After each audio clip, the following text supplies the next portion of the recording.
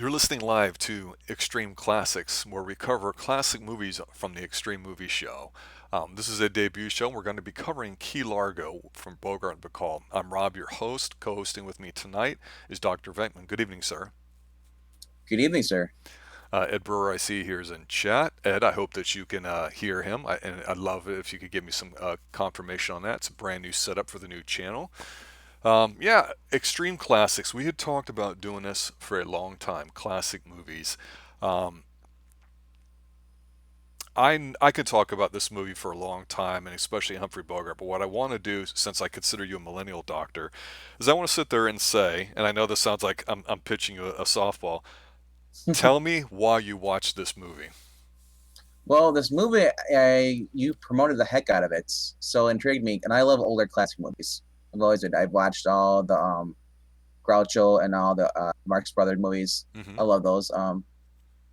So and I read into the story. And you basically what you intrigued me the most is you said it's kind of like what was that movie? The Silencer 2 with what's his name? Denzel Washington. How they fought in a hurricane, and Equalizer you too. Hmm. or Equalizer, sorry. And he said how they remind you of Key Largo. So I'm like, oh, dude, I'll go back and watch that. So, and then I saw the Lauren Bacall's in it. I'm like, dude, Lauren Bacall's in it. I gotta watch it. Did you know, and this may be lost on young people today, in all seriousness, in a past life, I had a long relationship with a model, and she went to what was called a finishing school. And the idea of the finishing school is that you can't pick your genetics, obviously, but you can go in there and they can make you look the best that you would look. And by then, I mean they would actually be given a look. In other words, they'd identify what colors and patterns would make you look good, not what clothes look good on you. There's a big difference. But also Mm-hmm. how to walk, how to talk, how to speak, how to stare, how to be charming.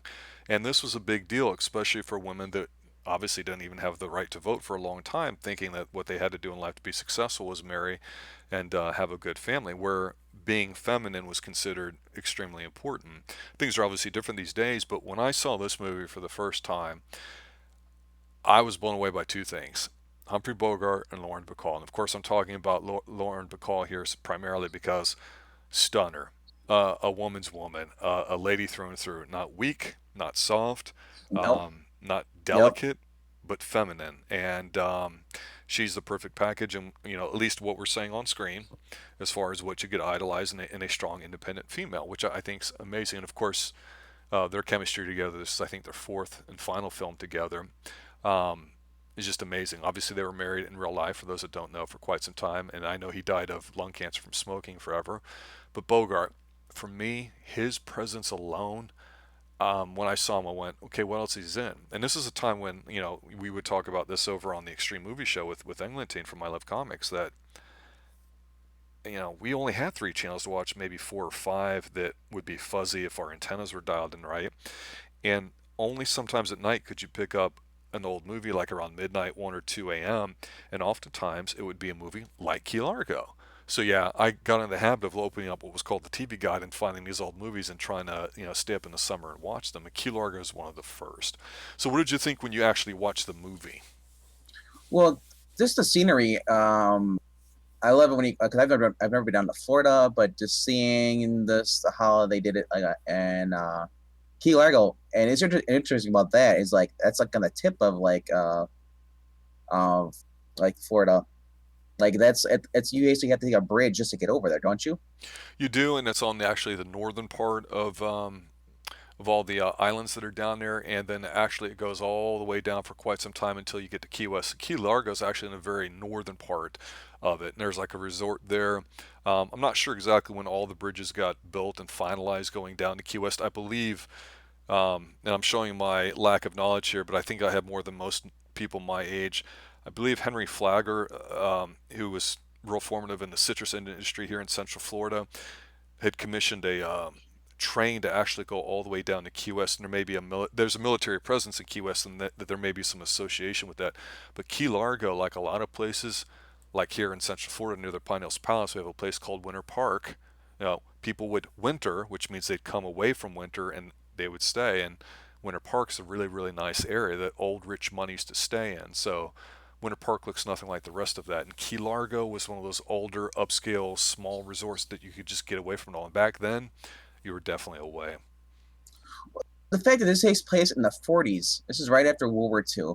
Hmm. Um, and you're looking at everything. It's like I said, it's not modern. So you're not seeing people with cell phones. You're not seeing all these fancy technology and stuff. You're seeing what it was back then. This is before they had TVs. They had radios. If a cop, like, there's a scene in the movie where the cop comes, like, it's it took them a while from to get to these islands, Yes. especially and it's just right after the. It's like I said, this is with Rocco. He's That's Edward G. Robinson. Yes. yeah, former gangster. He was a big guy during the Prohibition, so it's like it tells you how different that is back then, because these guys were run out after Prohibition. They basically, that was what the Untouchables was about, going after these guys. Hmm. So, and seeing him as a gangster, and like, dude, how many movies do you see with gangsters in it? You don't. And they don't feel authentic because they're like so far in like modern, now like in the 90s or they're in 2000s. Like, dude, it's like they try to capture what it was back then, but it just doesn't feel the same. The way the people acted back then, even in the movies, the actors, or just in general, when they weren't acting, is just totally different. Their lifestyle, their culture. You can't mimic that. You can do it, but it's just like it felt so natural watching these guys up on the screen. Well, some people that acted back in the day may have come from a vaudeville family where you kind of acted like on stage, and there's difference between acting in movies and acting on the stage, but coming from vaudeville to movies is a transition. I know that there's a lot of technical things for people that care about all that stuff. I mean, probably could decipher better than I, but I think the thing kind of comes down to, what we're talking about here. It's a movie, so it's film, and you're right, we can watch it, we can see it. And being a Central Florida lifelong resident myself, I can attest that, yeah, it definitely has got a great Florida look. The one thing I wanted to mention that I thought was very interesting you brought up was when you talked about Rocco, the Edward G. Robinson character. There's a great scene in there where he's breaking down what's going on to his boys, and he walks into a room, and this is acting to me. He walks into a room and he's dressed like a man would dress. He's got on, it looks like the ascot, but it's a towel, and of course he's got his bathrobe on, and he's sitting down and he's getting the classic old school straight razor shave by Yep. his guy. And back then, the guy just shut his mouth, doesn't care if it's a gangster. He's there to perform a service. That's it. You shut your mouth. And the guy shaving while he's talking. I'm like, oh my God, this guy's fantastic. And also, if you remember him on Soylent Green that we covered on the Xtreme Sci-Fi show, that was Edward G. Robinson in there as well. Saul, who ended up Mm-hmm. killing himself, or at the end, euthanasia, in the movie. And the guy's a fantastic actor. So one, a ton of talent. Lauren Bacall's, again, she's no lightweight. Bogart, he's a small dude. He was like 5'8", maybe 130, 140 pounds, scrawny as hell, wiry, thin, whatever you want to call it, chain smoker to death. But damn it, when you watch him on screen, he looks like a man. Now, he might be looking like the small guy walking around the office or whatever, because a lot of people are fat today, but my God, just the way he presented himself, it was, to your point, authentic and real. And without really getting too heavily detailed into it, the whole prohibition angle, you talk about every time we had a world war, you had a lot of big government programs getting implemented to take a lot of taxes away to finance them, from World War One, World War Two, and then of course you had FDR with all these huge, expansive programs like Social Security and withholding and whatnot. So some people would argue, prohibition wasn't an evil thing that gangsters did, therefore they're ugly people, because as a kid you go, oh, bad guys, alcohol, gangsters. But I like Mm-hmm. alcohol, maybe. Why is that bad? So watching this from the adult's perspective, it is interesting to see all of them, and it really is just a clash of wills. And that's what makes this movie so good, with, of course, the impending doom of a hurricane coming. So let me ask you this. This is something I think is kind of obvious, but I don't want it to sound like a shill question. Was this your first movie that you ever seen in black and white? Black and white, no. Like I said, I watched a lot of Marx Brothers were in black and white. That's true. So I didn't know if black and Yeah. white movies meant something different to you just because they were old, or some people go, "Oh, it's Well, black and white. I I'll can't say watch this it." though: seeing Lauren Bacall in black and white versus seeing in color. Black and white, to me, I love noir films because it covers all the flaws. You don't see the imperfections of people. So maybe someone has a cut in their face. You don't see it as it's not doesn't jump out to you as much as where color. You can put as much makeup you want, but you can't hide flaws that you might have. So black and white to me, and it just feels old time. It just feels like you're back in that setting, It does draw that you time in, period. I think, Yeah, because it's so different. And I think that's the appeal of retro, like today's version of, like, say, Stranger Things, which is kind of like a fake 80s retro, but probably one of the closest we've come to, I think. And it does a reasonable job of it, but I think it's gotten weaker as the seasons have gone on, like most things do. But what about the hurricane? It's a nice little plot device and the ending and everything, too. As far as like Bogart, though, I'd mentioned before, like his screen presence and all that. Had you seen other Bogart films, or this was your first Bogart film? True? yeah, this would be my first Bogart film. Okay. Wow. I've heard of before. I've heard of a Casablanca, but I never watched it. I Okay. know that here, because everybody goes towards the line. Here's looking at you, kid. Everybody talks about that. That's when they bring up Bogart, Casablanca. Yeah. Yeah. But I never sat down and actually watched it. So, Well, I but think the formula is simple when it comes to a movie like this. You put great talents, decent enough script together.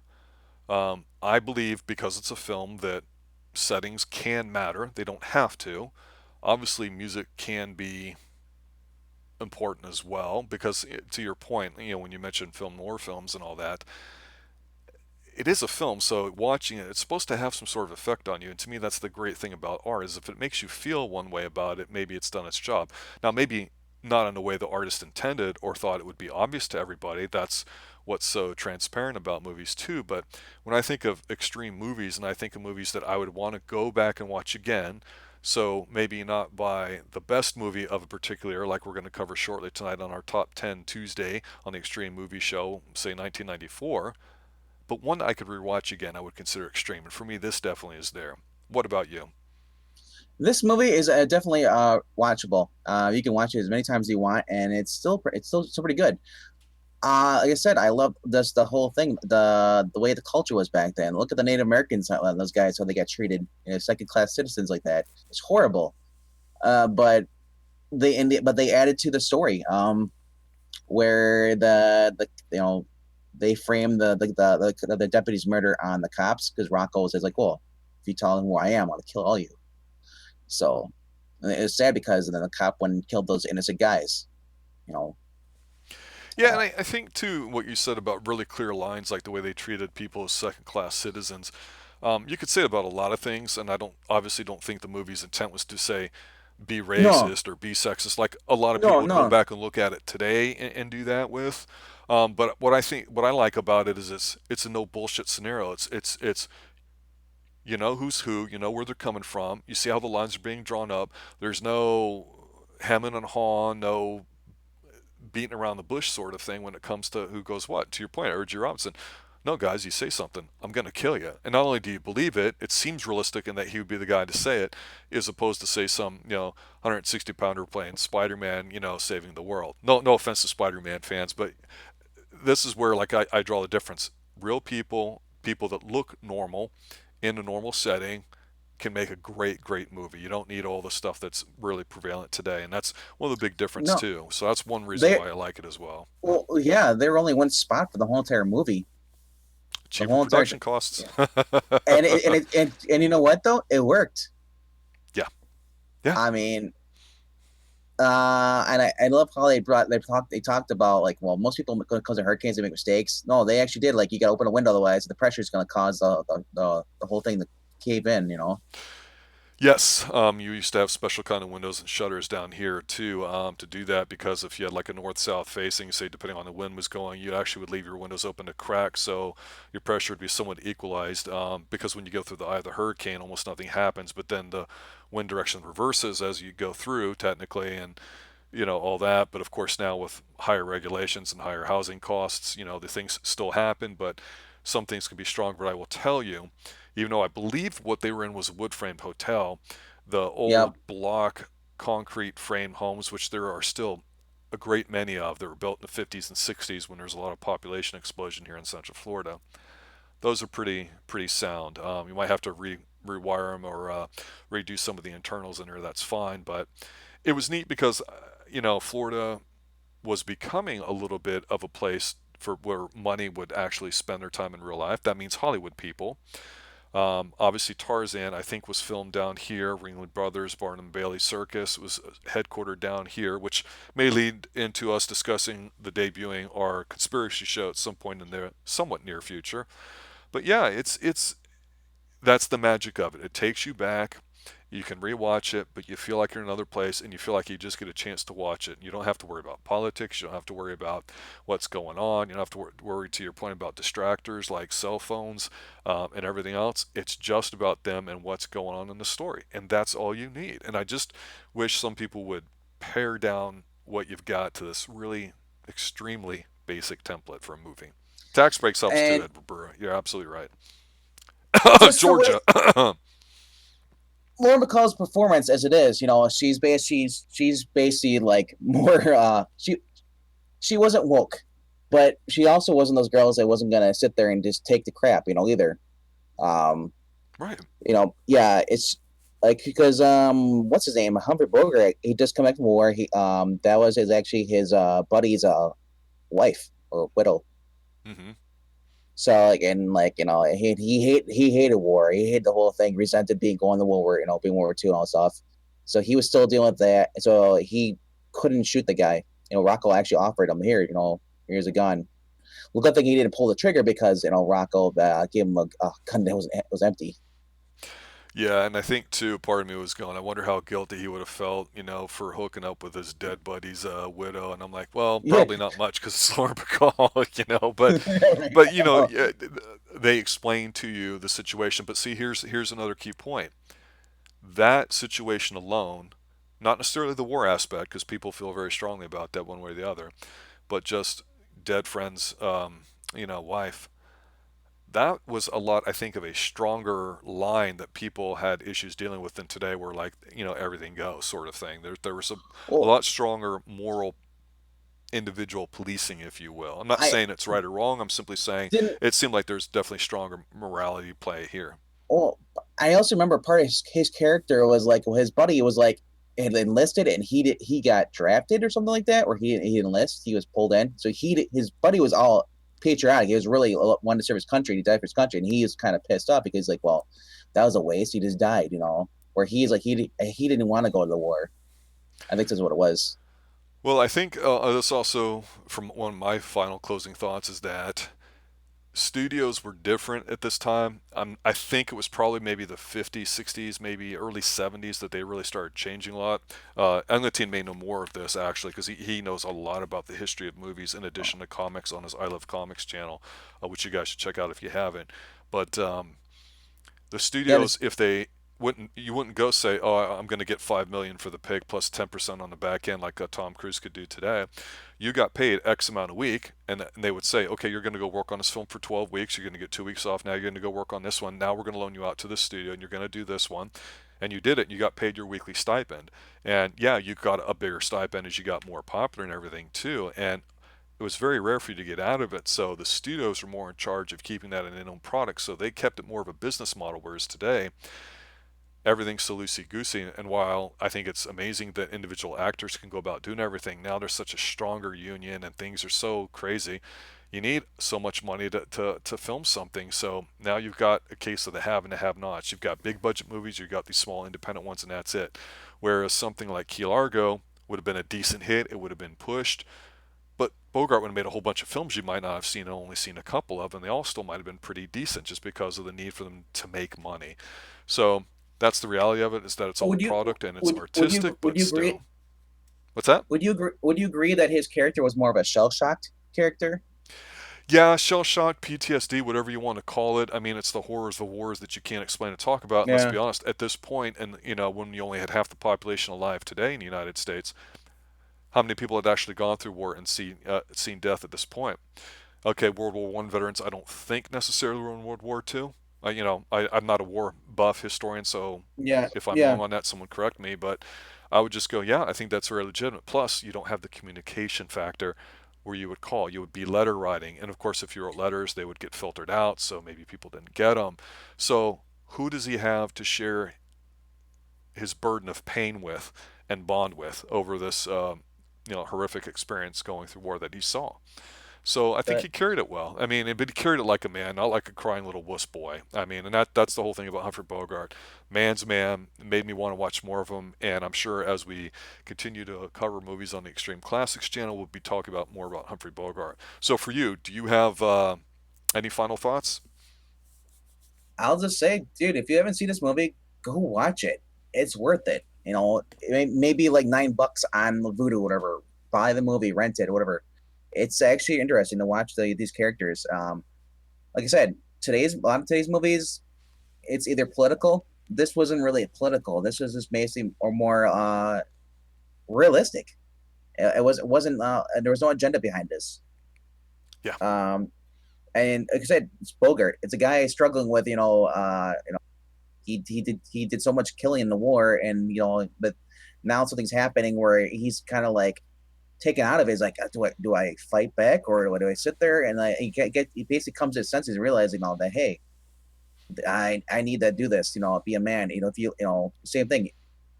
Good men who do nothing are no are basically that's how evil wins. That's basically what the you get the theme you get from here towards the end. a lot of personal responsibility and assertiveness, and a inner conviction, whatever your morality is, and a strength to it, and that's what sets it up with clearly defined roles, which is But makes for fantastic drama. Absolutely. So yeah, I think it's a yeah, great movie. You might be able to find it free on Crackle or any of these other types things too as well. So I'm sure I know Eric's seen and it 50 million dude, times. I dude, know Ed has. just the scenery. Look at the boat. I mean, all that stuff. And they're on it. It's like those boats today. If you're lucky, if you still have one, those are collectors. Yeah, it's a beautiful film. Yep. That's why we chose to debut it. Besides the fact that it was filmed here in Florida, home of the Pine Hills Palace, to debut here on the Extreme Classic Show. So Englentine doesn't know this, you don't know this, but slightly but different sign off here, and that's remember, stay classy. So everybody enjoy. Extreme classy. It's like Ron Burgundy, stay classy. Have a good night, everybody. Look for Top 10 Tuesday coming up shortly this evening. Good night.